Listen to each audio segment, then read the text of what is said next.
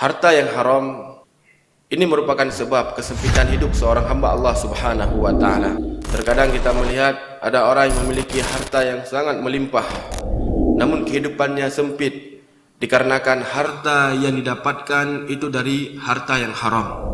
وَمَنْ أَعْرَضَ عَنْ ذِكْرِي فَإِنَّ لَهُ مَعِيشَةً ضَنْكًا.